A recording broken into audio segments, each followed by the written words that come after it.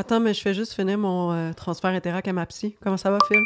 Ah, mon Dieu, ça va super bien! Wow, Philippe va bien, tout le monde. Ouais, ben c'est parce que cette semaine, Marie est malade et on découvre enfin qui pleure lors d'un rhume. Sérieux, bullshit, genre, j'ai même pas dit un mot. Puis j'ai pas pleuré. T'es vraiment un mange-marde. Sérieusement, comme... Je me suis même pas plaint une fois, je suis ici. Tu m'as offert de taper demain. Je t'ai dit non aujourd'hui. Je suis très active, j'ai fait... Je suis très active. Qu'est-ce que c'est ça? C'est officiellement la pire intro à date de toute Ou la meilleure. La saison de Le Temps des Monstres. Mais non, on va bien. Effectivement, Marie est malade, mais c'est pas vrai. C'est pas plein. Elle a même fait de la délicieuse soupe au poulet qu'on a mangé pour dîner. Merci, oui. Marie. Rentrons tout de suite dans le vif des choses. Moi, cette semaine, avant de vous dire ce qui m'a marqué, j'aimerais vous parler de la vallée de l'étrange. Moi, je veux vous dire qu'en ce moment, le sourcil de Phil lève comme je l'ai jamais vu. Il a dit étrange, puis genre ton visage est devenu comme scindé en deux par ton sourcil. Mais mon sourcil fait beaucoup partie de ma prise de parole publique. C'est malheureux à l'audio, mais les gens qui suivent Club Dodo, m'ont suivi dans d'autres projets, savent très bien que, en fait, c'est mon sourcil qui est sentient, puis qui fait marcher cette petite machine-là. C'est, tu sais, le monde me blâme moi, mais c'est tout mon sourcil, honnêtement. It's a sourcil problem. Ouais, le problème est à la source. Cancel. On le coupe, OK. Alors, la vallée de l'étrange, en anglais Uncanny Valley, pour ceux qui ne savent pas, c'est une théorie du roboticien japonais Masahiro Mori, qui a été publiée pour la première fois en 1970, selon laquelle plus un robot androïde est similaire à un être humain, plus ses imperfections nous paraissent monstrueuses, de sorte que lorsque le niveau d'imitation humaine dépasse un seuil, cela déclenche un fort rejet, avant que l'acceptation remonte à un seuil plus élevé de réalisme. Entre les deux se situerait cette vallée. Je suis Astor, un robot. Moi, je peux remettre mon bras, vous pas. Jouez prudemment. Donc, pour résumer, quand un robot, qui est fait comme un humain, disons, s'approche de plus en plus d'une représentation, disons, exacte de l'humain, il y a comme un sentiment de malaise qui s'installe en nous, comme si le fait qu'il soit plus proche de nos mouvements ou de comment on se présente dans l'espace, ça nous faisait sentir en danger. Il y a comme quelque chose de déplaisant. Puis ça, je trouve ça super intéressant comme théorie. Mais là, j'ai remarqué quelque chose récemment. Je ressens ça en regardant Catherine Fournier exister dans sa campagne. Non, mais c'est vrai, puis c'est pas la seule. Honnêtement, les politiciens... En général, c'est un trope de politicien, là, d'être robotisé un peu, mais Catherine Fournier, j'avoue qu'elle transcende une couple d'affaires, là, ces temps-ci, surtout. Là, là, cette semaine, je l'ai vue chez Remy Card Trader, qui est comme une espèce de magasin pour aller acheter des cartes de collection de hockey, de sport, de whatever. Pokémon, probablement aussi. Probablement aussi. Il y a beaucoup de vedettes qui passent par là, qui vont ouvrir des paquets de cartes à 1500$. Une boutique de cartes à Longueuil, une mairesse à Longueuil. On a dit, qu'est-ce qui nous manquait ici? La mairesse qui vient faire une belle ouverture. Ben voilà. Et elle était là, mais c'est parce qu'elle est en campagne. Puis ce que je trouve drôle avec les campagnes de politiciens, c'est qu'ils essaient de s'humaniser, de nous montrer qu'ils sont comme nous. Moi, c'est mon Google Drive qui est vraiment bien classé. Mais pas mes notes iPhone. Ah, c'est vrai? Il y a comme quelque chose d'épeurant là-dedans où tu te dis, pourquoi tu aurais besoin de t'humaniser si tu étais humain? On le saurait déjà. Tu devrais pas avoir à nous montrer que toi aussi, tu manges des repas. Mais c'est fou parce que, mettons, QS, c'est des humains. Tu sais, ça paraît. Je veux dire, c'est pas mon parti préféré, je suis pas d'accord avec toutes leurs takes, puis je les trouve un peu mous des fois, mais j'ai énormément de respect pour chacun de ces députés-là, puis ils ont pas besoin de nous prouver qu'ils sont humains, ils sont bons, parce qu'ils sont eux-mêmes, en fait. Mais tu vois, la politique a tellement tendu, je pense, vers des robots, que maintenant, quand une Manon Massé se présente, on doute. On dit ça se peut pas être humain, ça peut pas être pour vrai.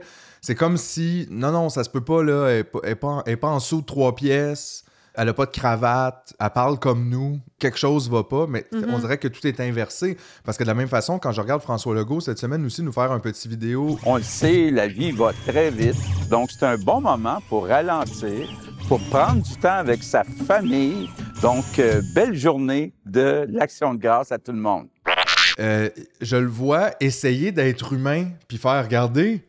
Moi aussi, Puis on dirait qu'on est complètement dans la science-fiction, Ouais. où j'ai l'impression de regarder justement un film où un robot androïde essaie de me faire croire qu'il mange de la soupe et dort la nuit. Pendant la pandémie, tu sais, autant maintenant, je suis pas capable de sentir François Legault puis je l'haïs, on le regardait toutes les semaines pour les points de presse pendant la pandémie. Puis ça, je trouve qu'on n'y revient pas beaucoup à ça, mais fallait avoir confiance en quelque chose, même si ça nous mettait en tabarnak puis ça brimait certains de nos droits individuels, parfois collectifs. Il y avait quelque chose où on n'avait pas le choix de faire confiance à ce moment-là, parce qu'il y avait des vies en danger, mettons, mais il y a toujours des vies en danger. Tu sais, comme là, on les écoute nous parler d'itinérance pendant la course à la chefferie de la mairie de Montréal, puis ils nous parlent d'itinérance, mais on le sent que c'est comme désincarné, tu sais, ils sont pas... Je sens pas qu'aucun des 3 ou 4 candidats, si on compte M. Thibodeau, le parti anti-woke, Au stationnement. je sens pas une réelle... Comme je sens pas que Catherine Fournier est réellement impactée par ce qui est arrivé à l'adolescent qui a été assassiné par un de ses policiers. Ben, je pense que, tu sais, l'impact qu'elle ressent ou qu'elle a peur de ressentir, c'est sur sa carrière. Mm-hmm. C'est ça, là. C'est comme, on n'est pas au plan humain, on est au plan stratégique. On est dans le plan relations de presse, relations publiques, image publique, Le image de marque. marketing autour d'un meurtre, c'est inacceptable. Je veux dire, moi, je ne comprends pas qu'elle ne soit pas plus présente. D'ailleurs, notre collègue et ami Isaac Pelt est allé la semaine dernière à Longueuil. I am in Longueuil, in the exact spot where the police shot and murdered Nouran Rizai. Just minutes ago, there was a gathering of people, another vigil to gather and speak to the press about the murder of this child. Puis les gens lui disaient, on ne la voit pas, Catherine, et on ne l'entend pas. Et elle disait à Isaac en message privé, non, mais je fais des choses behind the scene. Ouais, mais si les propres gens de ta communauté disent que t'es pas là, alors c'est quoi ton behind the scene? T'es-tu dans un monde peut-être trop loin liminal, behind the scene, ouais, exact. T'es peut-être trop behind the scene, mais tu sais, tout le monde veut protéger son cul dans ces situations-là, puis c'est déplorable parce qu'en fait, c'est ça, à Longueuil, en ce moment, il y a une réelle peur de la police. Là. Les enfants ont peur de la police. Mais il y a aussi une question à se poser. Moi, j'assume, pour tout le monde qui est dans l'espace public, puis donc pour Catherine Fournier aussi, qu'elle a une équipe de relations publiques qui travaille avec elle. Ces gens-là sont certainement surtout en campagne, mais probablement même tout le temps. Puis je me demande si c'est ça qui crée l'effet valide l'étrange. Parce que je sais que tous tes mots sont calculés d'avance, que tu as déjà pensé à comment répondre aux questions. Il n'y a donc aucune instantanéité humaine vraiment dans tes réactions. Il y a comme quelque chose de programmé. I'm the operator with my pocket calculator. Mais les relations de presse, c'est super prédatorial, puis c'est super dommageable pour le bien commun puis le climat de société. Ben, on devrait s'inquiéter que des gens qui veulent nous représenter sont eux-mêmes représentés pour leurs paroles. Je veux dire, est-ce que c'est toi qui me représente ou est-ce que c'est tes relations de presse? Parce que si c'est tes relations de presse, ben peut-être qu'il faudrait que je vote pour eux ou pas, mais dans le sens... Non, mais c'est-à-dire que c'est peut-être eux que je devrais connaître et voir. Il y a Simon Tremblay-Pepin qui a écrit un livre là-dessus. Pepin? Ouais, c'est vraiment Pepin. C'est pas de ma faute, ouais. C'est pas Pépin? Non, c'est Pepin. J'ai adoré comment tu l'as dit. Excuse-moi, Simon. J'accepte Pepin. Dans le fond, je suis allée à la balado de Fred Savard il y a quelques mois, puis Simon était là, puis c'est Simon qui? Pepin. Ça me fait beaucoup penser à Babine. Il a écrit un livre...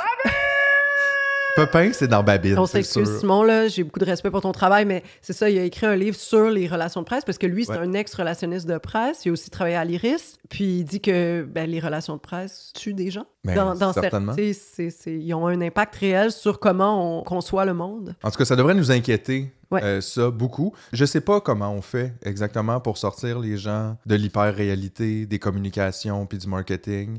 Je pense qu'il faut en parler, puis à un moment donné, ça accroche certaines personnes. Je pense pas qu'il y a de trucs magiques, mais je pense que c'est à la portée de tout le monde, je pense, de s'ouvrir les yeux sur ce qui se passe, parce qu'il n'y a rien de ça qui dépasse l'entendement dans le sens de comment le monde se déploie en ce moment, comment le capitalisme est rentré partout, comment... Mais dans un monde où les gens se replient et le monde se déploie, comment réconcilier ça? Il doit y avoir des parallèles à faire en disant, par exemple, comment on sort quelqu'un de la dépendance, que ce soit aux drogues ou à n'importe quoi. C'est-à-dire que quand tu es en mode dépendance, à la drogue, au gambling, à l'alcool, tu le sais que tu vis dans une pseudo-réalité que tu bâtis de toutes pièces. Mais que t'es pas libre. Ben, tu sais que t'es pas libre, puis tu sais que tu te fais accroire des choses pour garder cette pseudo-réalité-là. C'est-à-dire que tu vas tasser les gens qui te confrontent, que ce soit juste par leur regard ou par leurs paroles. Tu vas comme t'isoler avec des gens autour de toi qui laissent cette réalité-là, disons, intacte. Mais il y a comme un genre de refus, mais tout le monde le sait. Tu sais, tu le sais quand tu te lèves le matin puis que tu bois ou que tu consommes de la cocaïne, que ça n'a pas de bon sens.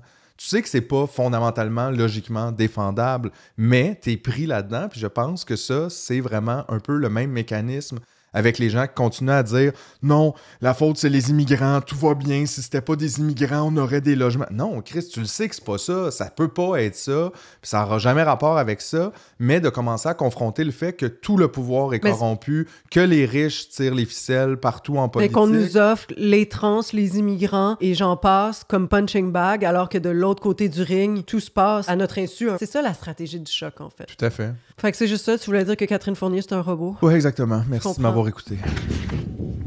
I'll be back.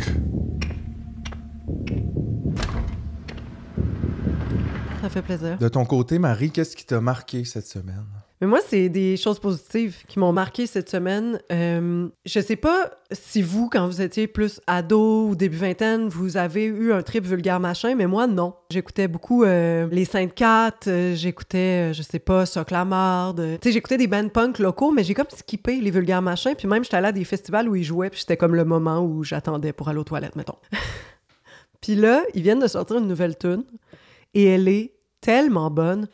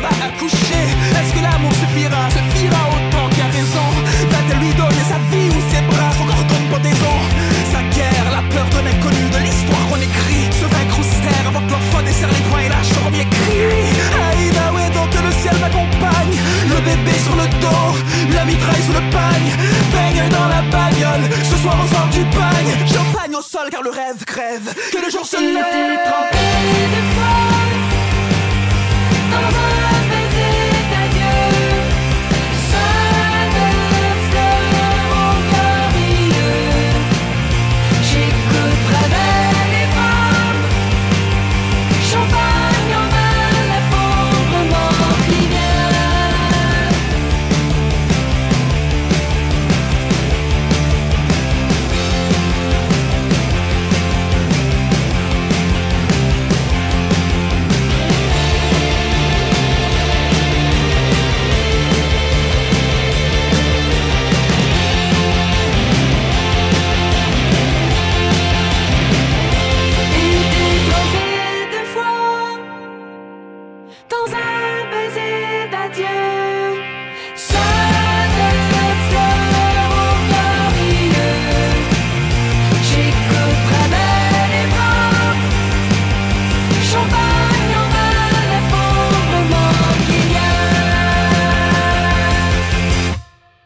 Ça s'appelle L'effondrement qui vient, avec une collaboration de Jenny J. Kill Salgado, la fille de Mosaïen.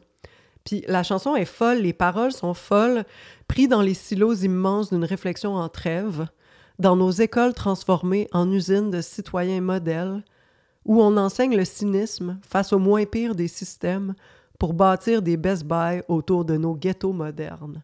Tu sais, c'est de la poésie, premièrement. C'est pas mal antiface, là. On pourrait presque dire que c'est terroriste, là. C'était quoi l'album qui avait sorti qui a vraiment été encensé? Compter les morts? Compter les corps. Ouais. Ça, c'est un esti de chef-d'œuvre aussi que j'ai redécouvert cette semaine. Je suis retombée dans les vulgaires, en fait, puis c'est un groupe québécois que on dirait que j'ai comme... T'as passé par-dessus. Ouais, ben en fait, il m'a passé au-dessus de la tête, puis je l'ai pas écouté peut-être au moment où tout le monde l'écoutait. Puis on parle pas beaucoup de musique dans le temps des monstres. T'sais, c'est pas comme notre... Vrai. Je pense que j'avais besoin d'un break de musique, moi. Ces temps-ci, J'ai beaucoup baigné là-dedans pendant des années. C'est quand même demandant de chercher des nouveaux artistes tout le temps. Tu sais, parce que j'étais beaucoup là-dedans dans les dernières années, avec entre autres CISM. Mais en fait, c'est quoi? C'est tout de ta faute, en fait. Comment ça? Parce que tu m'as lancé dans la poésie. Moi, ce que j'aimais de la musique, c'était la poésie. Puis là, maintenant, j'ai réalisé que j'avais plus besoin de la musique parce que j'ai la poésie. Mais en tout cas, la nouvelle tune de Vulgaire Machin est toute en poésie. Je trouve vraiment que c'est un bon band. Puis là, ils repartent en tournée, ils sortent un album. Fait que bravo les Vulgaires, vous avez comme un peu fait ma semaine. Puis d'ailleurs, je les appelle les Vulgaires parce que maintenant, je suis comme... T'es comme proche. Ouais, je me sens proche d'eux. Ouais. Et d'elles. Fac. Ceci dit, est-ce qu'on est prêt? Filou, c'est le temps des monstres. C'est pas ça l'intro, là. C'est le temps des monstres. Non. Mon Dieu, qu'est-ce qui se passe? C'est le temps des monstres. Ah, c'est vrai, j'oubliais, tout est sur les rhumésinus, là. Ouais. Alors, je vais l'entonner, puis tu embarques avec moi? Oui. Bienvenue à le temps des monstres!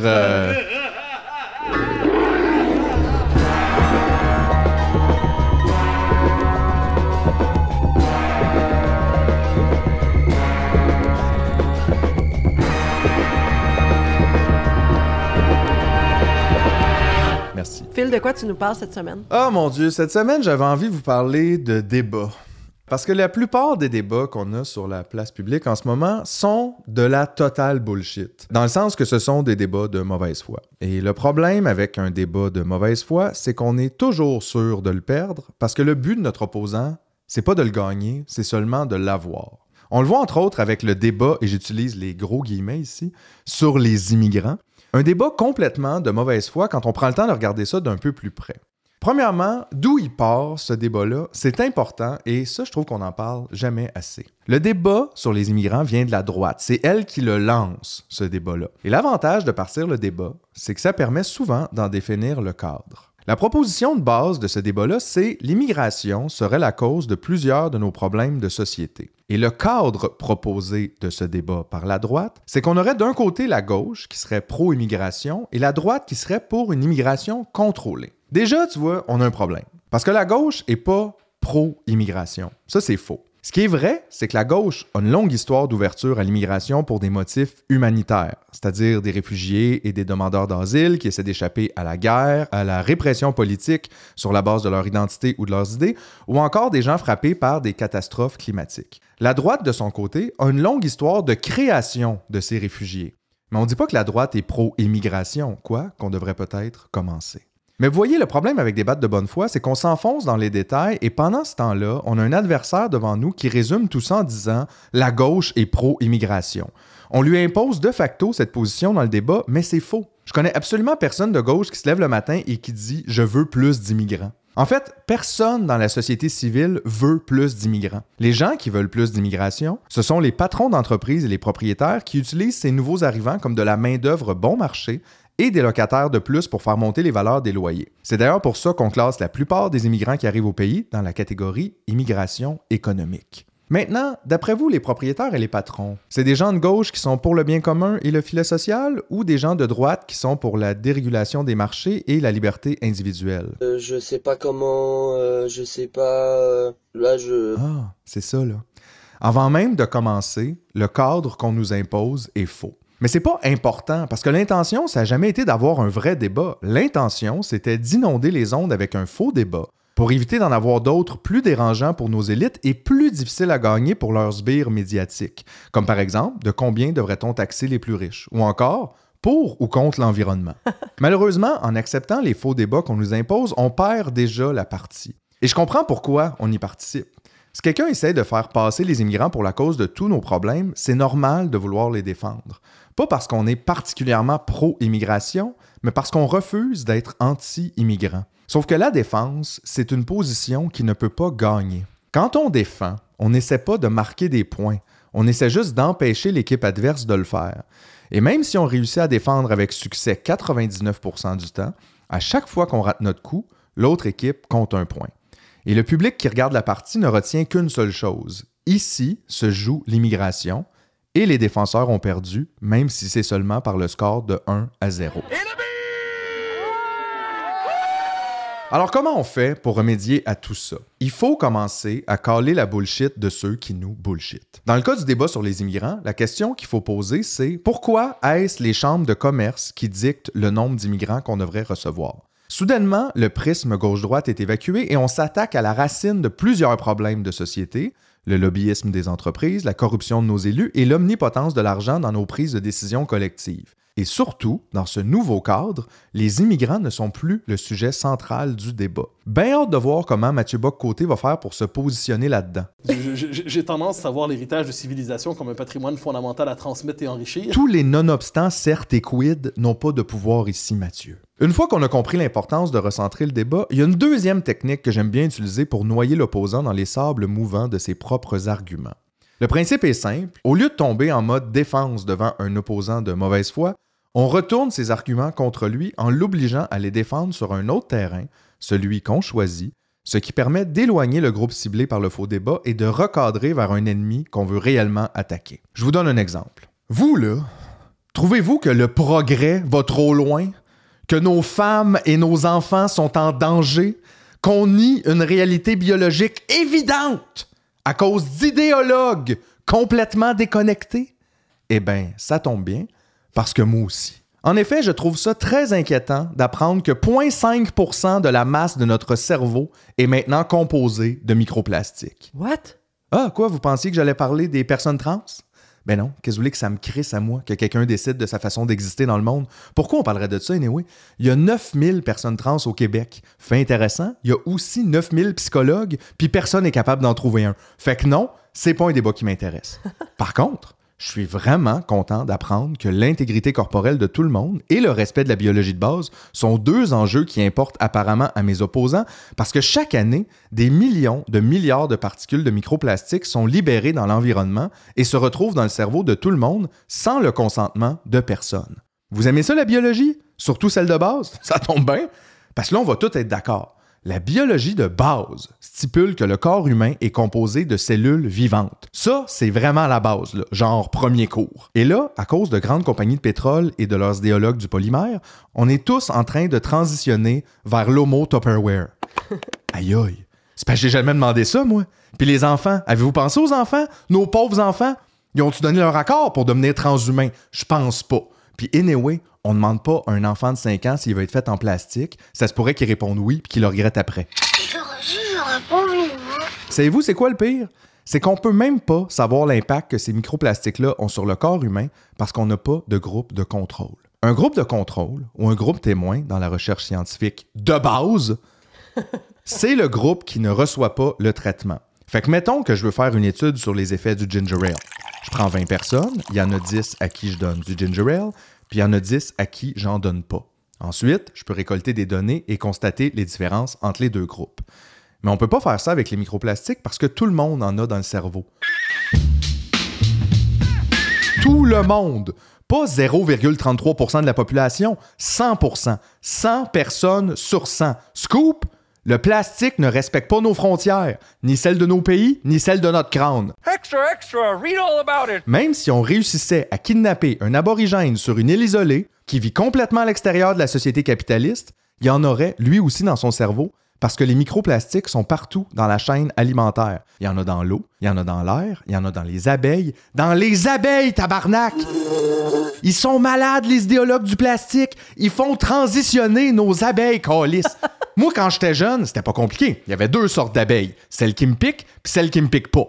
Là, il y a une 3e sorte d'abeille. Elle veut-tu me piquer, elle? Je le sais pas! OK, question rapide. Définis-moi une abeille. T'es pas capable? Wow, bravo la droite radicale. Voyez-vous ce qu'on est rendu? Chris, réveillez-vous. C'est le délire total.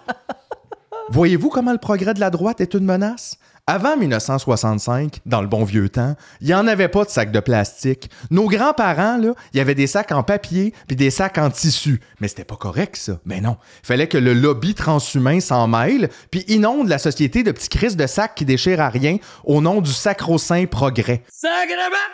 Hey, c'est tellement évident que même notre beau gouvernement néolibéral corrompu aux grandes entreprises a dû les bannir en 2022. Mais c'était trop peu, trop tard. Il faut aller encore plus loin et bannir tout le plastique de l'espace public pour qu'on puisse enfin revenir à nos bonnes vieilles valeurs d'antan, d'enfants qui marchent jusqu'à l'école en pleine tempête. Hey, puis en passant, le sport! Avez-vous pensé au sport? Ça va être quoi le sport dans 10 ans? Hein? On va avoir des nouveaux records réalisés par des mannequins de centre d'achat? Hey!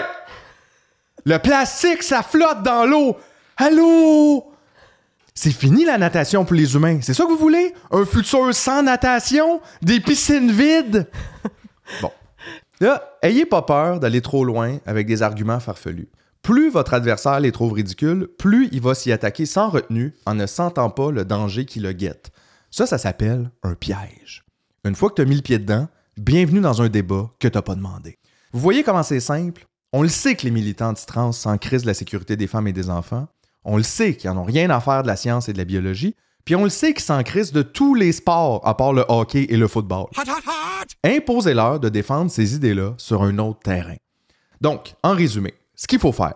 Premièrement, on refuse de s'engager dans un débat dont notre adversaire a déjà défini le cadre.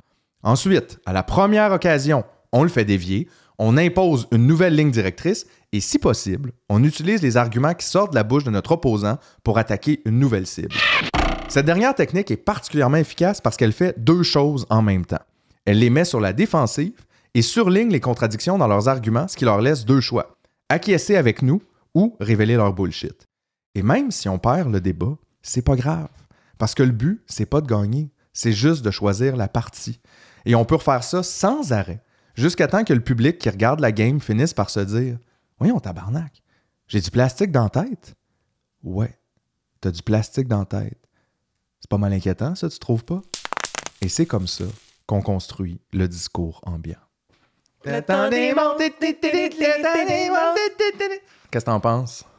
Ben, je trouve que c'est une super bonne stratégie. Puis je pense que l'épouvantail trans, l'épouvantail de l'immigration, tout ça, c'est des techniques de diversion du réel débat qui est on continue de se faire du cash sur votre dos et vous continuez d'être des corps qui servent au capital. Mm-hmm. Ben, c'est-à-dire, le capital est en train de saigner nos institutions. Oui, il est en train de remplir nos têtes de plastique. Oui, en plus, c'est ça. Il y a plein de choses à discuter. Là, les changements climatiques, les microplastiques. Les microplastiques dans le cerveau, tu m'aurais dit ça il y a 10 ans, puis je t'aurais traité de conspi. Mm-hmm. C'est ça qui est fou, c'est que c'est maintenant une réalité. Une réalité qu'en plus, on ne peut pas mesurer adéquatement. Les prévisions, en moyenne, c'est beaucoup entre 15 et 25 millilitres. Millimètres, merci. C'est-à-dire qu'on ne sait pas quels sont les effets, mais c'est sûr que c'est pas bon. T'es pas faite pour avoir... C'est sûr que c'est cancer fois 10 000. Ben, puis peut-être Alzheimer fois 10 000, puis peut-être anévrisme fois 10 000, puis qui sait où ça va mener. Santé mentale. Santé mentale, tout ça. Évidemment, c'était fait avec humour, là, on s'entend. Je dis pas nécessairement d'utiliser ces arguments-là réellement dans le débat. C'était juste pour montrer qu'à partir du moment où tu fais dévier le débat ailleurs, aussi ridicule ça peut être, tes arguments, on n'est plus en train de parler des personnes trans, on n'est plus en train de parler des immigrants, on n'est plus en train de parler de l'épouvantail, t'en crées un nouveau. Je pense que c'est ça qu'il faut que la gauche se mette en tête. C'est-à-dire, là, il faut arrêter d'aller débattre de bonne foi avec des gens qui construisent des épouvantails. Ça, c'est la pire affaire, parce que même si tu les démontres, je l'explique, là, 99 fois sur 100, tu marques pas des points. Tout ce que tu fais, c'est empêcher qu'eux autres en marquent. Mais une fois de temps en temps, tu vas t'enfarger dans tes mots, tu vas te tromper dans une statistique, tu vas faire une erreur même de bonne foi, mais tu vas perdre ce point-là Et ce que le public retient, c'est de un, on parle toujours de ça, je suis tanné. Puis de deux, c'est ah ouais, ben. Mais il faut changer de ring, en fait. Il faut complètement changer la partie. Il faut refuser. Puis je pense qu'il faut commencer à être impoli. Donc moi, le respect, j'y crois fondamentalement. Je crois à la courtoisie. Je crois à la politesse. Je crois au désaccord civilisé. Il faut commencer à arrêter cette espèce d'histoire-là de répondre « Merci beaucoup.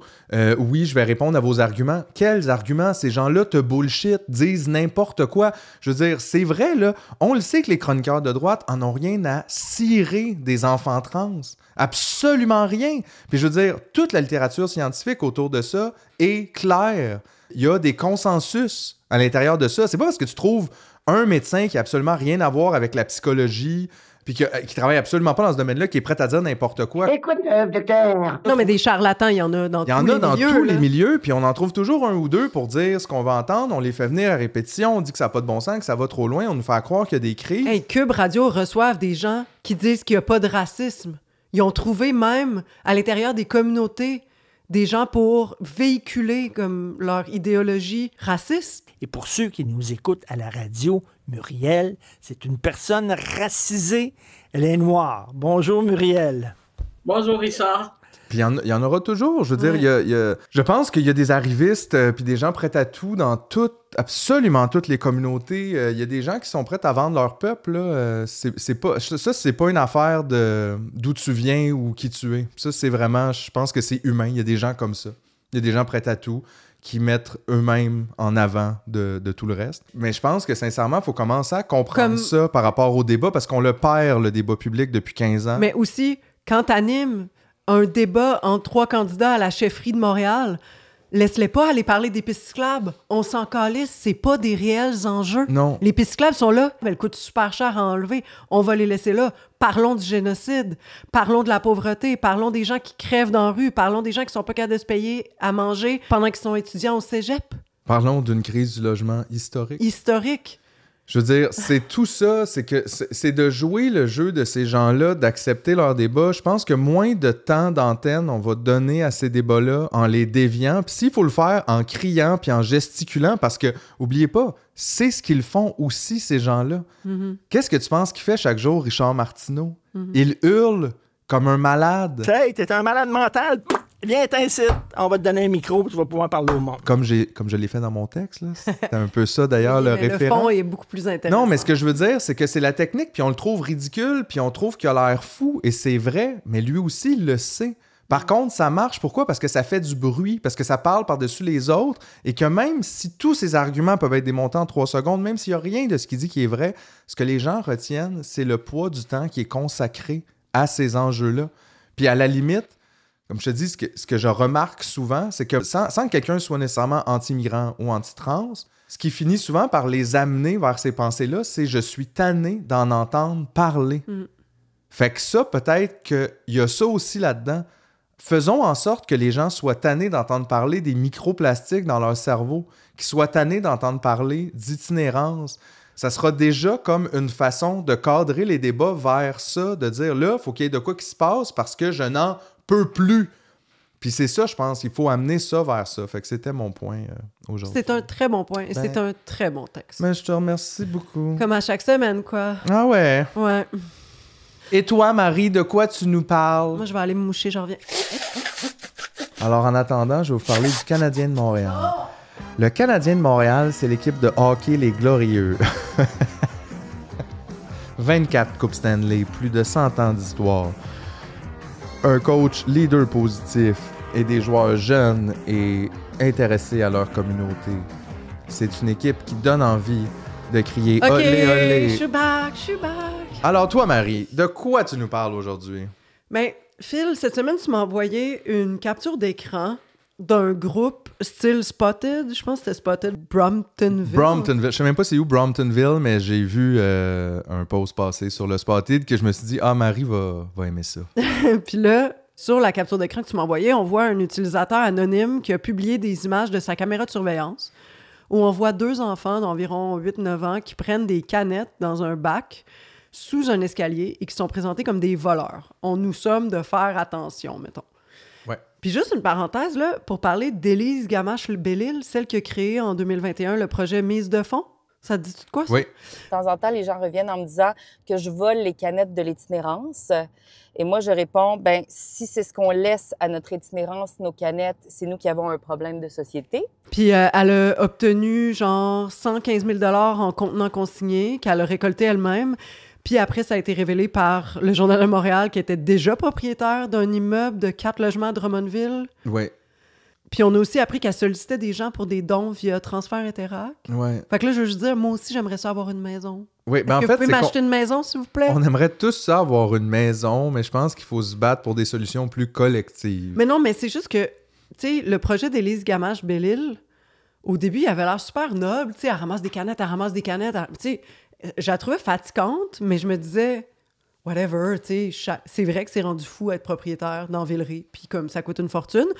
Puis là, quand on a réalisé qu'elle avait déjà un bloc à Drummond, puis qu'elle capitalisait dessus, puis qu'elle dit que ça coûte cher être propriétaire, là, c'est toute leur propagande, mais j'étais comme, t'as perdu tout mon respect, genre. Ça m'a vraiment shaké, j'étais comme, j'ai pas envie de dire crosseuse, mais j'ai envie de dire quel opportunisme. Ouais. Je veux dire, t'en as déjà un bloc. Ouais, mais c'est sûr que ça aide pas là, dans la situation. Mais tu sais, ce qui me fait rire là-dedans, c'est que ramasser des canettes, mettons, c'est pas un emploi reconnu là, par Revenu Québec, mais au final, c'est un emploi. Parce qu'un emploi, qu'est-ce que c'est? C'est passer du temps pour générer de l'argent.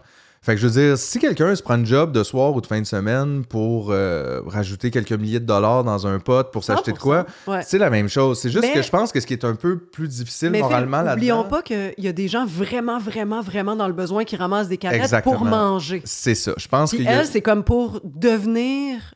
Oui. Dans la gang des propriétaires, ce qui est vraiment, c'est pas des causes qui sont nobles à la même échelle, mettons. Ben, c'est-à-dire que ça, je trouve que c'est très emblématique, en fait, de la maladie du capitalisme où c'est comme si on prétendait qu'on avait le droit de devenir un dominant.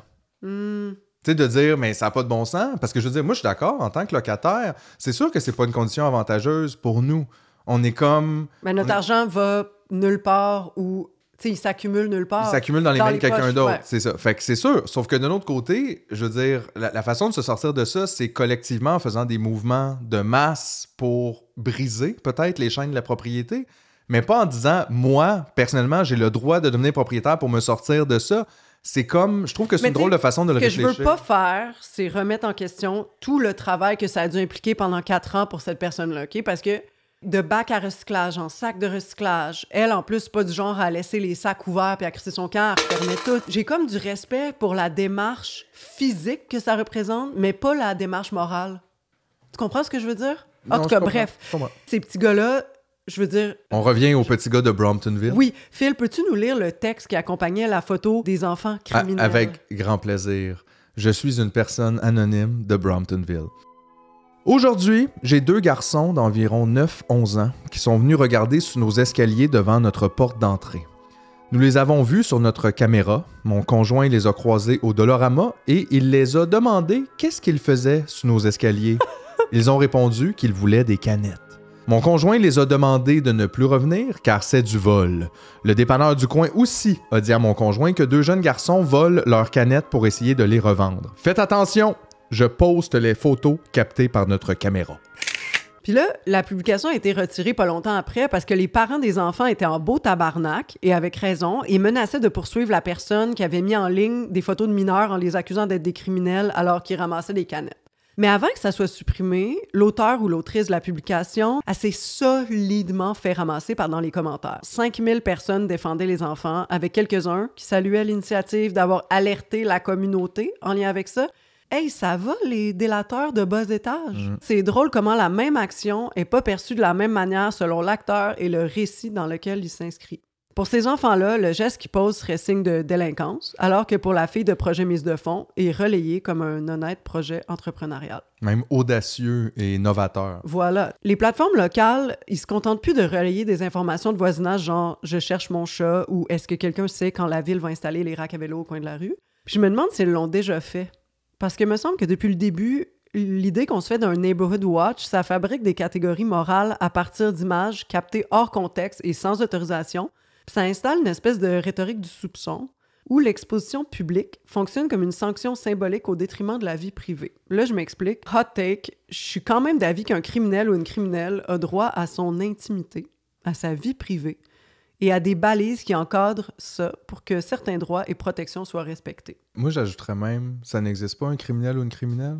C'est-à-dire une personne qui a commis un acte considéré comme criminel? Ouais, en fait, je suis d'accord avec toi, mais ce que je veux dire, c'est que même si jugé coupable, même si jugé coupable, je ne crois pas qu'on devrait, dans nos groupes Spotted, partager les visages des gens dans le besoin qui commettent des actions. Mais j'y reviens plus tard, OK? Ouais. Quand ces publications-là passent dans mon feed, parce que je suis abonné à celui de Spotted Villeray, Spotted Rosemont-la-Petite-Patrie, Spotted Villeray, Saint-Michel-Parc-Extension, je repense à 2021 à Los Angeles quand l'application Citizen, puis là, petite parenthèse, Citizen, c'est une application qui a été lancée à New York en 2017 sous son nom d'origine Vigilante. What chance do crime and corruption have when technology unites the forces of good? Citizen, now operating in New York City. L'application fonctionnait comme un scanner de police amélioré en utilisant la géolocalisation pour informer les utilisateurs des crimes commis dans leur secteur. Depuis, elle s'est étendue à plus d'une vingtaine de villes dont Baltimore, Los Angeles, Philadelphie et Détroit. C'est une application de sécurité qui informe les utilisateurs des incidents et des crimes qui se produisent près de chez eux en temps réel. Elle permet de diffuser des vidéos en direct et d'accéder à des flux audio des services d'urgence. Elle propose des fonctions payantes pour une aide à la sécurité plus complète, comme l'accès à des agents en direct.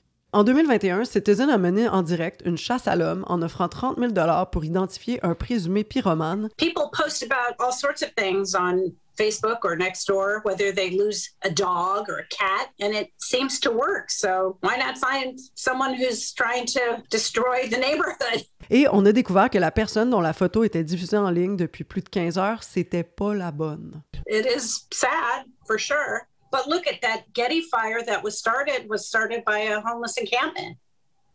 So the homeless are definitely an issue. Le mécanisme a été que la vidéo circulait plus vite que la vérification d'identité qui aurait dû être faite. L'émotion et le sentiment de se faire justice a précédé les faits. Et le voisinage a basculé dans un genre de théâtre policier informel où la sensation s'est substituée à l'information. L'hypervigilance de tout un quartier, c'est alors mué en... La chose... voir un paragraphe disparaître live dans ça, c'était... On l'aura pas celui-là. Abonnez-vous plus cher au Patreon et je vous dis quel était le paragraphe. Mais même si ça avait été la bonne personne sur la photo, genre quoi? Tout le monde se met à le chercher pour faire quoi? Dans quel but? Le feu est pogné. Allez éteindre le feu puis on va gérer le reste après. Puis s'il l'avait pas fait exprès, quoi? On va le lyncher sur la place publique? Bande de psychopathes. Bon. Dans la théorie et les lectures que j'ai faites, on parle de surveillance, quand des personnes ordinaires filment le pouvoir, comme les institutions, la police, la sécurité privée, les gestionnaires, pour documenter ou contester leurs actions.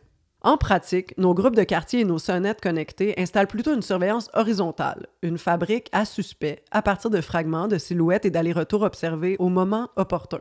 La promesse commerciale de ça parle d'outils et d'autonomie, alors que l'usage quotidien produit un genre de tri social permanent administré depuis nos parents.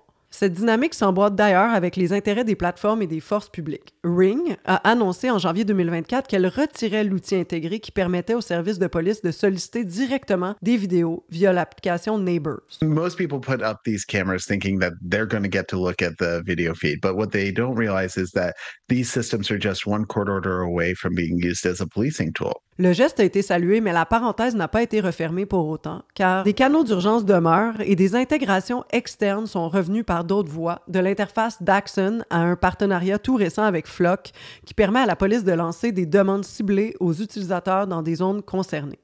Les dispositifs domestiques deviennent des sources de renseignements circonstanciels desquels la police peut se servir à sa guise. Sont surveillés les rues et trottoirs, intersections et feux de circulation, ponts et autoroutes, pistes cyclables, parcs, places publiques, stationnements publics, parcs de stationnement étagés, abribus, quais d'autobus, wagons, stations de métro, gares, autobus, trains, terminus, ports, terminaux maritimes, édifices municipaux, hôtels de ville, bibliothèques, palais de justice, édifices gouvernementaux, ministères, écoles, entrées, corridors et bibliothèques, les hôpitaux, les CLSC, les cliniques, les CHSLD, les résidences pour aînés, arénas, stades, centres sportifs, piscines publiques, centres communautaires et maisons de la culture, bibliothèques publiques, musées et salles d'exposition, salles salles de spectacle, cinéma, festivals et sites événementiels, postes frontaliers et douanes, stations-service, dépanneurs, pharmacies, épiceries, banques, guichets automatiques, centres commerciaux, galeries marchandes, restaurants, bars et terrasses, hôtels et halls d'entrée, chantiers de construction visibles de la voie publique, bornes de péage et radars routiers, bornes d'appel d'urgence, ainsi que nos téléphones et ordinateurs. Alouette, gentille alouette, alouette, je te plumerai. La question de la surveillance vidéo, c'est pas seulement technologique, c'est aussi social et historique. Des chercheuses noires comme Simone Brown et Rua Benjamin montrent que la surveillance contemporaine s'enracine dans une longue histoire d'assignation du risque, où certains corps portent plus souvent le soupçon. Dans son livre Dark Matters, Under Surveillance of Blackness, 2015, Brown rappelle que les premiers dispositifs de surveillance visaient à suivre, marquer et rendre visibles les personnes noires, depuis les registres d'esclaves jusqu'au laissez-passer qui contrôlait les déplacements des personnes noires libres ou réduites en esclavage. Rather than thinking of surveillance as something installed by new technologies such as automated face recognition, voice-changing Snapchat apps, or filters, drones, backscatter machines at airports, or body cameras worn by cops, to see surveillance as ongoing, and by looking at its precursive formations, is to insist that we factor in how racism and anti-Blackness shape our present governing order in what is now the United States and beyond that formation. Être observé, dit-elle, est une condition imposée par l'histoire du racisme lui-même. Rua Benjamin, dans Race After Technology, publié en 2019, montre comment cette histoire s'actualise dans les technologies numériques. A few years ago, there was a viral video of two friends using an automated soap dispenser, and the soap wouldn't come out with the individual with darker skin because darker skin absorbs light. So if it's infrared technology, it's not going to work as effectively. And so I use this kind of lower tech example to get us thinking about more complex systems like our criminal justice system, our healthcare system, education system. Ce qu'elle appelle le New Jim Code. Ce sont les biais raciaux intégrés aux algorithmes et aux systèmes de reconnaissance qui se prétendent neutres. The combination of coded bias and imagined objectivity is what I've termed the New Jim Code. Innovation that enables social containment while appearing fairer than discriminatory practices of a previous era. How the reproduction of racist forms of social control in successive institutional forms entails a crucial socio-technical component that not only hides the nature of domination, but allows it to penetrate every facet of our social lives under the guise of progress. La surveillance ne se contente plus d'assigner un soupçon visuel, elle le codifie. Elle montre que le racisme, ou plus largement les hiérarchies sociales, ne disparaissent pas avec la technologie. Elles sont intégrées dans le code informatique, dans les algorithmes et dans les bases de données et les systèmes de reconnaissance faciale. Ces perspectives rappellent que nos caméras de porte, nos réseaux de voisinage et nos registres dits volontaires ne sont pas détachés de cette histoire. Ils prolongent une culture de la surveillance différentielle où certains visages déclenchent plus de méfiance que d'autres. La technologie automatise et normalise ces réflexes-là. L'exemple du réseau social Nextdoor est parlant, parce que sous la pression populaire, la plateforme a ajouté des freins concrets pré-publication. Fait qu'avant de poster, on doit décrire le comportement qu'on a observé plutôt que l'apparence de la personne. Puis ces étapes supplémentaires ralentissent l'impulsion de publier puis découragent certains messages profilants. Les données de la plateforme montrent une baisse des dénonciations, mais l'affluence du soupçon demeure, surtout dans les quartiers qui se gentrifient plus vite. On continue d'écrire le monde en termes de présence suspecte à partir d'images partielles et de contextes manquants. Au Québec, plusieurs services de police créent des registres volontaires de caméras privées. On peut aller voir sur le site de la ville de Gatineau. Le principe est simple. Le résident et les commerçants inscrivent leur adresse et le type de caméra qu'ils possèdent pour que la police puisse les joindre rapidement après un incident. Gatineau a lancé son registre ce printemps en invitant les citoyens à faire équipe, entre guillemets, avec la police. Mis bout à bout, ces inscriptions produisent une carte des lieux où on peut récupérer des images. Combinée aux plateformes et aux nouvelles intégrations technologiques, cette carte devient un réseau de surveillance réparti dans la vie quotidienne. Les critiques rappellent que le volontariat ne règle pas le problème de fond. Donner accès à ces caméras touche à la vie privée et crée un effet de refroidissement, le fameux « chilling effect », chez ceux et celles qui ne font rien d'illégal, mais qui craignent quand même d'être filmés, identifiés ou jugés. Ce sont souvent les personnes marginalisées, racisées ou précaires qui adaptent leur comportement et qui se mettent à éviter certains lieux ou se mettent à éviter de faire certains gestes par peur d'être perçus comme suspects. Pendant ce temps-là, la présence de caméras ne dissuade pas vraiment les vols motivés par la nécessité ou la dépendance. Ces gestes-là, ça relève de causes structurelles que la surveillance ne règle pas. Autrement dit, les caméras tendent à discipliner les comportements ordinaires plutôt qu'à prévenir les crimes réels, tout en renforçant la méfiance et le profilage social. La caméra, ça se veut un outil pratique, mais ses effets sur nos réflexes collectifs méritent un vrai débat. Plus on s'équipe de caméras de surveillance, plus l'insécurité et la peur d'être victime d'un crime augmentent. La littérature scientifique associe ces dispositifs-là à une hausse de l'anxiété et à une amplification de la perception de risque, alimentée par une boucle d'alerte quasi continue. On en vient à suspecter des conduites triviales comme une voiture qui passe et repasse devant chez nous, un passant qui ralentit, un simple va-et-vient. La vigilance bascule alors vers une paranoïa, tandis que l'efficacité dissuasive des sonnettes caméra demeure, au mieux, non démontrée. Même en se sachant surveiller, les gens continuent de voler. Parce que la décision de voler relève moins d'un calcul moral que d'un arbitrage sous contrainte. Une personne doit nourrir ses enfants. Payer un loyer qui a augmenté, n'a plus de marge de crédit. L'arbitrage n'oppose pas sereinement acheter versus ne pas acheter. Il oppose faire l'épicerie au complet, impossible, réduire drastiquement, insuffisant, ou voler des articles de base, risqués mais réalisables. Le geste découle d'un arbitrage sous contrainte matérielle, où la contrainte pèse plus que la peur d'une caméra. Ce qui cause ça, ce sont la pauvreté, l'insécurité alimentaire, les loyers et les dettes en hausse, les salaires stagnants, le travail précaire, les dépendances et les services publics saturés qui créent les incitations structurelles où la contrainte matérielle l'emporte sur la dissuasion symbolique des caméras. Ça m'amène à ce texte de Marc Andrejevic, The Work of Watching One Another, Lateral Surveillance, Risk and Governance. Le texte date d'il y a 21 ans, mais est toujours aussi pertinent. Andrejevic y introduit la notion de surveillance latérale, la surveillance entre les pairs, et montre comment, dans un climat de risque perçu, des techniques empruntées au marketing et au maintien de l'ordre migrent dans nos relations ordinaires, jusqu'à structurer nos réflexes de voisinage et nos cadres moraux. Marc Andrejevic est prof en études des médias à la School of Media, Film and Journalism de l'Université Monash à Melbourne. Ses recherches portent sur les impacts sociaux, politiques et culturels des médias numériques, avec un accent sur la surveillance et la culture populaire. Il compte parmi les principaux théoriciens de la surveillance au monde et est reconnu pour plusieurs ouvrages majeurs. My whole approach to thinking about technology is really to ask the question, what happens when it's embedded in the current familiar set of social relations? And one thing that I think about when I look at what's going to happen with generative AI, artificial intelligence, some of these technologies, is to ask the question, in the abstract, they look very interesting, very disruptive, very powerful. What happens when they get folded into the existing context in which they're being developed? L'article qui est écrit définit la surveillance latérale comme la surveillance entre pairs, entendue comme l'usage d'outils de surveillance par des individus plutôt que par des institutions publiques ou privées pour se suivre les uns les autres. Elle couvre sans limiter 3 grandes catégories.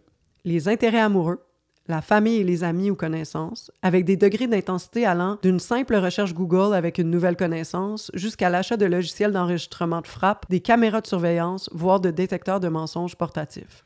Il stipule que ces pratiques ne réduisent pas la surveillance institutionnelle, mais limitent et l'amplifient. Le résultat n'a pas été une diminution de la surveillance gouvernementale ou d'entreprise, mais plutôt leur amplification et leur duplication à travers des réseaux de surveillance entre pairs. Cette diffusion est portée par un marché qui met entre les mains du grand public des technologies autrefois réservées aux entreprises et aux forces de l'ordre, et par une idéologie de responsabilisation propre à la société du risque.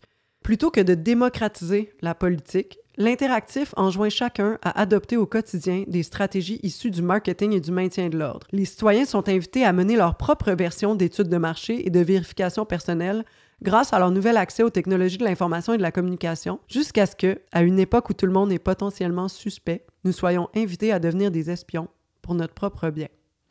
Fait qu'on fait quoi avec ça? Les petits gérants de conscience du quartier qui alimentent une économie de la peur où chaque petit vol se convertit en lynchage public contre quelqu'un? C'est de la calice de marde.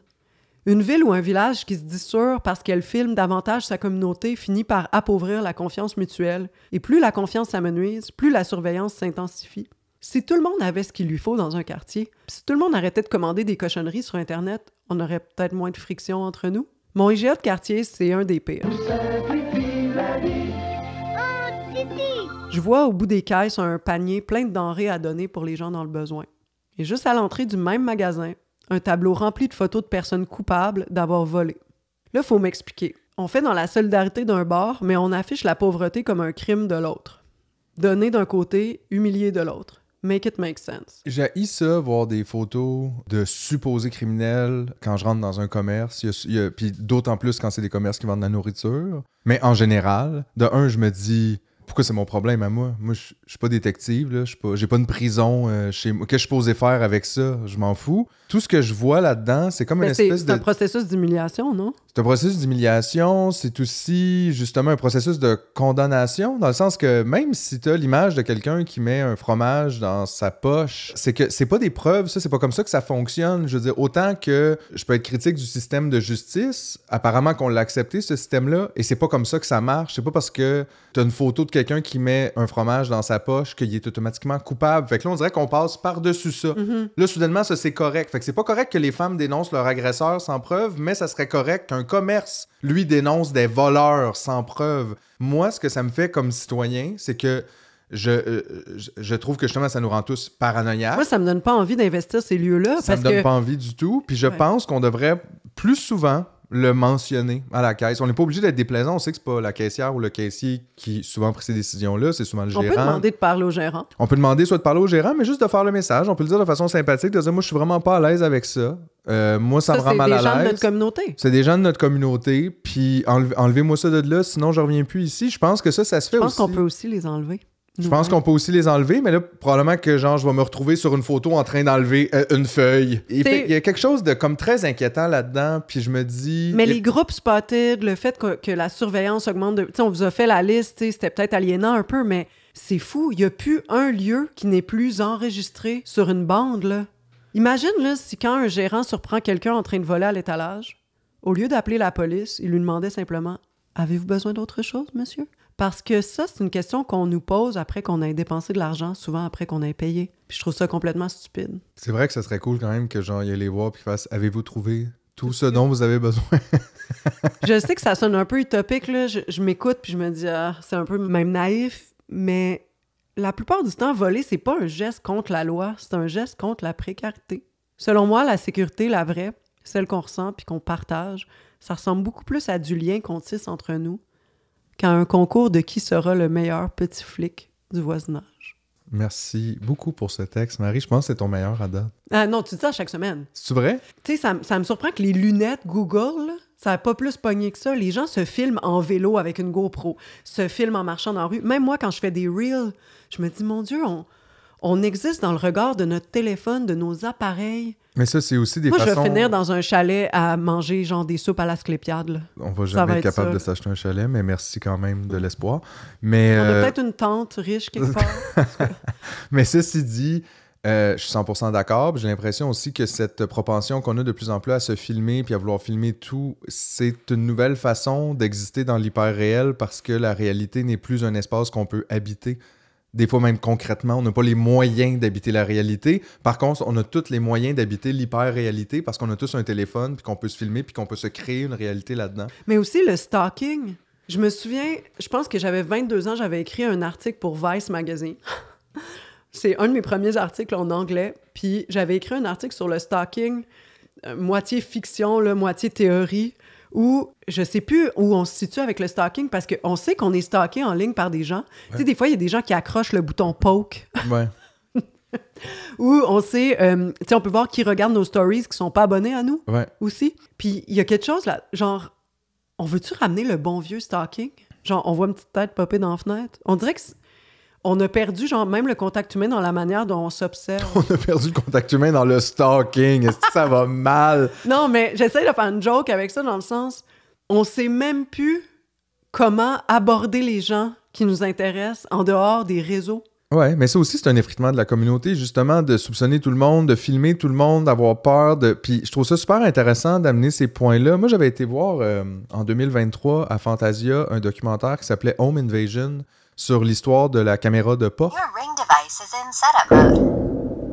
qui était un documentaire un peu artistique et honnêtement pas facile à écouter. Vous pouvez le trouver sur Boardflix. C'est celui-là qui est comme en fisheye. Oui, c'est en fisheye comme si... On va mettre la référence dans les... Oui, absolument. C'était vraiment intéressant quand même parce que ça faisait, c'est ça, un peu l'historique même de la sonnette de porte qui a évidemment pas toujours existé. Puis après ça, au dispositif de surveillance comme ça. Puis ça parlait justement du fait que, au contraire, ça crée pas plus de sécurité, ça crée une paranoïa où tu finis par regarder sans arrêt, tu reçois des alertes comme une auto passe devant chez vous, puis là tu fais comme comment ça, une auto passe devant chez nous à 2h du matin. Ben peut-être juste quelqu'un voulait aller faire un tour de char parce qu'il dormait pas. Tu sais, on finit par se poser des questions qu'on ne devrait pas se poser et à soupçonner toute petite déviation de l'ordinaire comme étant suspecte.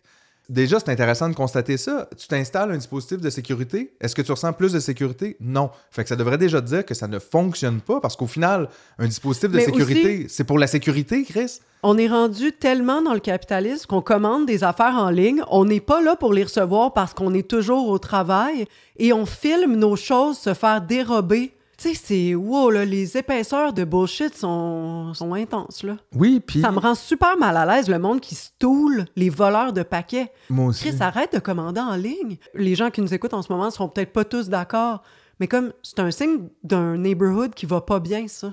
Ouais. Quand il y a des vols. Mais il y a comme quelque chose aussi dans le tissu social qui est comme profondément fracturé quand les gens acceptent de devenir des policiers les uns envers les autres. Par exemple, si t'es à l'épicerie, qui ne t'appartient pas, là, moi, le IGA, il est pas à moi, là, puis que je vois quelqu'un, par exemple, mettre du bacon dans ses poches.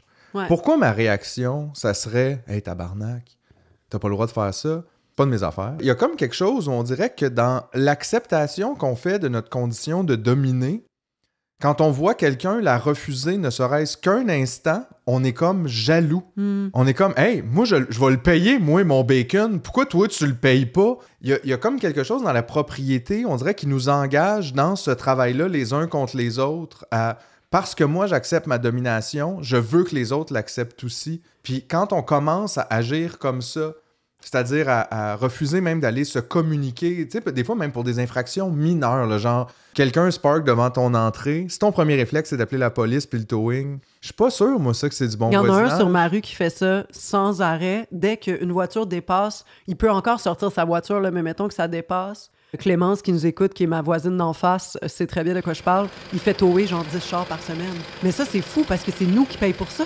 Ouais. C'est la ville qui vient chercher, tower, amener l'auto ailleurs. C'est fou quand même. Puis il y a comme là-dedans aussi notre relation à ce qui nous appartient. Tu sais, comme lui, tu vois, cette personne-là, que je ne connais pas, considère, mettons, son espace de stationnement puis l'espace libre devant dont il a besoin pour sortir, c'est comme si c'était à lui. Puis je dis pas que ce l'est pas, mais je dis qu'en même temps, c'est quand même drôle de réclamer des espaces abstraits dans le grand vide. C'est fou. Puis de dire, ça, c'est à moi. Puis je dis pas, tu sais, je comprends, si quelqu'un se parque devant ton entrée, tu peux pas sortir, je comprends que c'est pas pratique. Je comprends que c'est pas idéal, mais de un, l'erreur, ça se peut. Ça se peut aussi que quelqu'un était fucking paniqué à l'aider sa mère qui était tombée puis qui s'est cassée. Tu sais, tu sais jamais ce qui est en train de se passer. Tant mieux si c'était pas grave, mais ça pourrait être une affaire comme ça. Il faut être capable de se communiquer. Puis je pense qu'à travers la surveillance, les images par caméra, il y a aussi une déshumanisation où on regarde quelqu'un, mais on regarde pas quelqu'un. Mais en fait, Philippe, c'est straight up fasciste de s'observer et de mettre des limites très claires à ne jamais dépasser. Puis je pense qu'il faut relâcher collectivement nos emprises sur les lieux puis les choses. Mais 100%, c'est pour ça qu'on dit qu'on est possédé par les choses qu'on possède.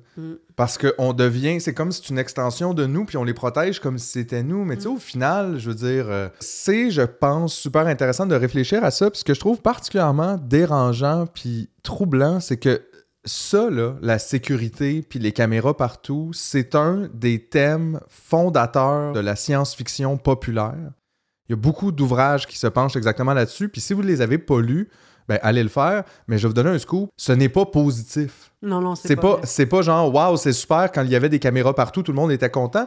Puis surtout qu'on sait que ça naît du colonialisme et du racisme, cette espèce de surveillance des corps marginalisés. Oui, des autres. De ceux qu'on ne reconnaît pas. Ceux qu'on a comme retirés de l'esclavage, mais desquels on... À qui on fait pas assez confiance. Ben, on observe leurs faits et gestes pour être sûr qu'ils restent dans le rang, tu sais. Mais je veux dire, on s'est déjà fait, autant dans la fiction que la réalité, des démonstrations que ça, c'était des choses qui menaient justement à l'autoritarisme, à la violence, violence, à la déconnexion, à l'effritement de la communauté. Et on va quand même dans cette direction-là. Je me dis, coudonc, tabarnak! Tu sais, c'est spécial, on dirait, de ne pas être capable de prendre note de ce qu'on dit, de ce qu'on réfléchit, puis de ce qu'on a déjà pensé il y a même des décennies.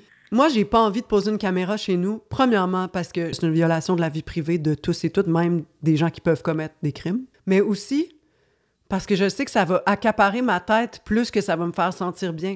Mais la plupart des gens que je connais ont une sonnette caméra. C'est vrai? Ouais. Tout le monde, à part 2 personnes sur cette rue-là, ont des caméras rondes là, qui font un genre de 180 sur leur bloc. Puis ça filme même une partie de la rue, ce qui est complètement illégal.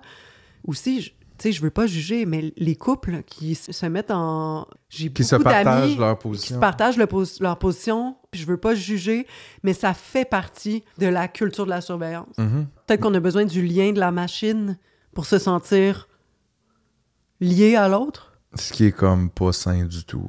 Hey, ça va bien, hein? Oui, ça va super bien. Allez! Allez, qu'une petite tape ses fesses, retournez jouer au parc. Hey, écoutez, je vais vous lire quelque chose. Ah oui, c'est-tu vrai? On a droit à un petit extrait? Ouais. Je vous lis quelqu'un qui écrit merveilleusement bien, qui s'appelle Anne Dufourmentel, qui est une psychanalyste et autrice, qui est décédée en essayant de sauver quelqu'un de la noyade, après la parution de son livre « L'éloge du risque ». Mais là, je vous lis un extrait de « Puissance de la douceur ». Attenter à la douceur est un crime sans nom que notre époque commet souvent au nom de ses divinités. L'efficacité, la rapidité, la rentabilité. On tente de la rendre désirable, échangeable, institutionnalisable, pour qu'elle ne bouleverse pas tout. On tue la douceur par la douceur. On en fait une drogue frelatée dont on veut nous inculquer le besoin.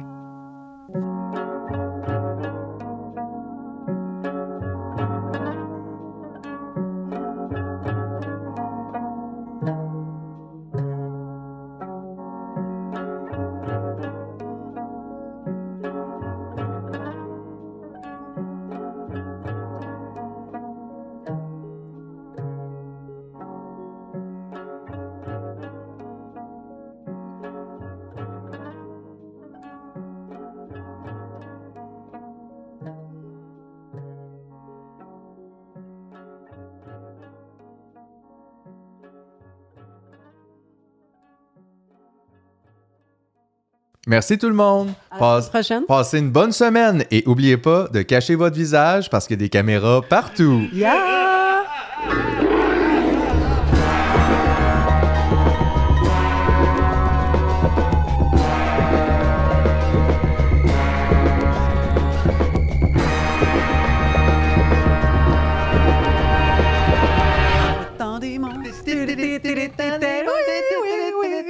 Sponsorisé par personne!